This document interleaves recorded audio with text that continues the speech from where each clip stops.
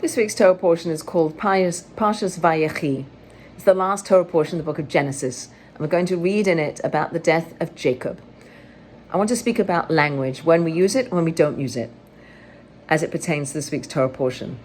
Jacob is about to die, calls all his children to his bedside, and he blesses them.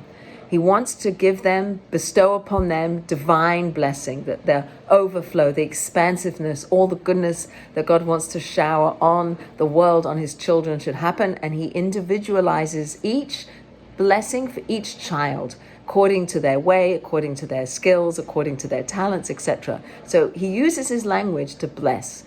And we also see in this week's Torah portion that Jacob also blesses his grandchildren. How beautiful is that there's a blessing that Jacob is giving to his grandchildren, bestowing and drawing down godliness into the world onto his grandchildren.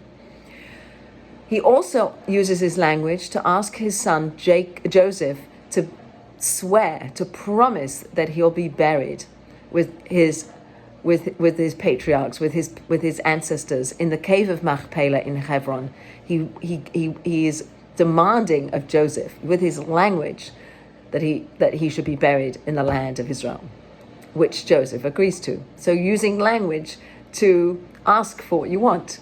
And in that exchange, we understand that Joseph wanted clarity. Why was my mother not buried in the cave of Machpelah with all the ancestors? Why was my mother, says Joseph to his father, buried in Bethlehem?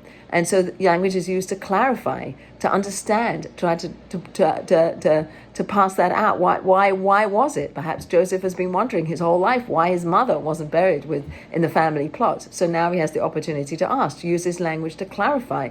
So we have language to bless, we have a language to communicate what we want, and we have language to understand and to clarify. We also have a couple of examples in this week's Torah portion where there's silence. Jacob is about to die, blesses his children, and he wants to tell them what's going to happen at the end of days. And his prophecy disappears from him, and he's unable to tell them this information about what will happen at the end of days. So we understand that God didn't want that information in the world. That wasn't information that is helpful for us to have. So there's a silence that descends upon Jacob, that he can't communicate that information. So we live without that information, and that's the way that God wants it to be. And finally, I want to bring up this example of where silence is really important, where the brothers never tell Jacob what happened to Joseph.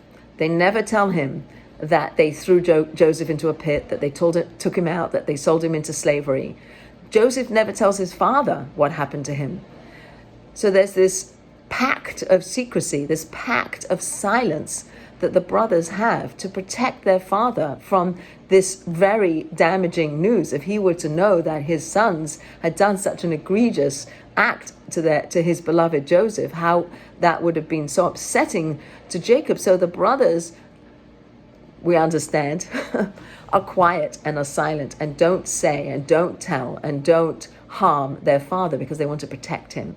So I'd like to suggest there are times, really good times, to be using our language to clarify, to bless, to ask for things that we need. But there are also important times to be quiet, when the information doesn't need to be in the world, when the information doesn't need to be shared.